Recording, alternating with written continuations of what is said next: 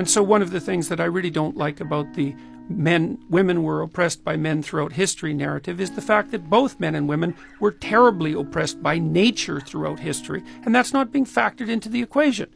And I think that what men and women did for most of history was team up and partner up and try to make life the least amount of miserable for both.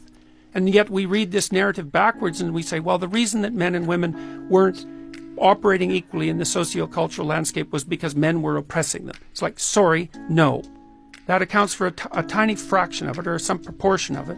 But it had much more to do with the fact that everyone was poor and miserable, and that women were locked into a reproductive cycle from which they had no practical escape. And we didn't fix that till the 60s. Something was good about the 60s, yes? I thought that the birth control pill was invented. They have more control over the reproductive status, and that never really happened until the 1960s.